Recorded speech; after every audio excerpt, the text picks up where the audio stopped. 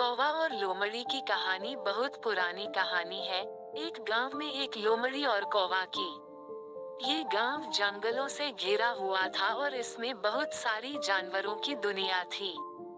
वहाँ के लोगों ने इन जानवरों के बारे में बहुत सुना था और उनकी कहानियों में ये देखा था कि कौवा और लोमड़ी बहुत बुद्धिमान थे। लोमड़ी बहुत होशियार और चालाक थी। वह गांव में रहने वाले सभी जानवरों के साथ अच्छी दोस्त थी। उसके पास बहुत सारी योजनाएं थीं और वह अपनी चालाकी से उन्हें प्राप्त करने का प्रयास करती रहती थी। एक दिन लोमड़ी ने सोचा कि कौवा भी बहुत होशियार है और वो उससे मिलकर दोस्ती करेगी तो उनकी चालाकी में और भी तेजी आ सकेगी।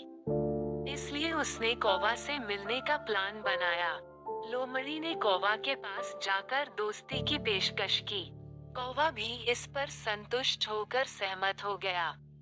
दोनों ने मिलकर एक योजना बनाई कि वे मिलकर अपनी समस्याओं का समाधान ढूंढेंगे। एक दिन दोनों गांव के पास एक वृक्ष के पास गए। वहां देखा, वृक्ष पर एक खुदाई खोदने का नोटिस लगा हुआ था। लोमड़ी ने कौवा से कहा, हमें इस नोटिस का विवरण देना चाहिए और हमें देखना चाहिए कि इसका क्या मतलब है। कौवा ने इसे पढ़कर बताया कि यह वृक्ष के पास एक खजाना दिखाई देने वाला संकेत है। दोनों ने सोचा कि यह उनका मौका है।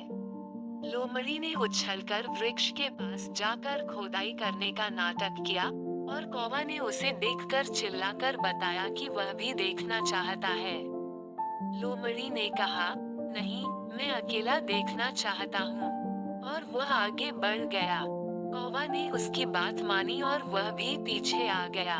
लोमड़ी ने एक छोटे से बालू के डिब्बे में सिक्के और गहनों की झलक दिखाई और कहा, देख, मैंने कहा था ना, यहाँ खजाना है। कौवा ने बहुत खुश होकर उससे पूछा, कैसे पता चला यहाँ खजाना है? लोमड़ी ने बात करते हुए उसे अपनी चालाकी दिखाई और कहा, देख, ये सब मेरी बुद्धिमत्ता का काम है। मैंने यहाँ एक बंदूक रखी है और इसे खोजकर यह सब लूटा हूँ। कौवा ने हर्षित होकर कहा, तुम बहुत होशियार हो, लोमड़ी। मुझे भी सीखना चाहिए तुमसे। लोमड़ी ने अपनी चालाकी की महत्वता समझाई और कहा, हाँ, कौवा, हम दोनों आपस में सहयोग करेंगे और बहुत सारा धन कमाएंगे। दोनों ने एक दूसरे के साथ मिलकर विभिन्न योजनाएं बनाई और उन्हें कार्यान्वित किया। वे जानवरों के बीच बहुत प्रसिद्ध हो गए और बहुत सारा धन कमाने लगे। एक दिन लोमड़ी ने फिर एक योजना बनाई और उसने कहा, कौवा, आज हम एक बड़ा नकदी लूटेंगे और गांव के लोगों को धार्मिक दिखने का धोखा देंगे। कौवा ने समझाया, क्या ये सही है? क्या हमें ऐसा करना चाहिए? लोमड़ी ने अपनी चालाकी से कहा, हाँ, क्यों नहीं? इससे हमें और भी ज्यादा धन मिलेगा। कौवा थोड़ी देर सोचकर मान गया और वे दोनों गांव की ओर बढ़ गए।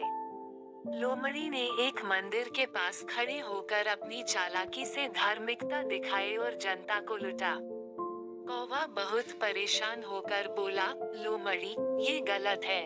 हमें इस तरह की हरकतें नहीं करनी चाहिए। लोमड़ी ने हंसते हुए कहा, ये तो सिर्फ एक खेल है, कौवा। इसमें कोई सच्चाई नहीं है। कौवा ने दिल से कहा, नहीं, लोमड़ी, ये गलत है। हमें सच्चाई और ईमानदारी से जीना चाहिए। लोमड़ी ने थोड़ी देर तक सोचा और फिर अपनी गलती मानी।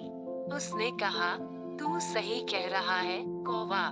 मैंने गलती कर दी। दोनों ने जनता के सामने अपनी गलती की माफी मांगी और वादा किया कि वे अब सच्चाई और ईमानदारी से जीवन जीएंगे। उन्होंने एक नई शुरुआत की और सच्चाई के मार्ग पर चलने का निर्णय लिया। वे अब अपनी बुद्धिमत्ता का प्रयोग सही दिशा में करते थे और जनता की सेवा करते थे। इस कहानी से हमें ये सीखने चाहिए कि चालाकी और बुद्धिमत्ता सही मार्ग पर नहीं ले जाती हैं। अक्सर ईमानदारी, सच्चाई और सही निर्णय से बनी जीवन की मूल आधारशिला होती है। दुरुस्त राह चुनने और अपनी चालाकी का सही उपयोग करने से हम और हमारे आसपास के लोग समृद्धि और संतुलन से भरी जिंदगी जी सकते हैं।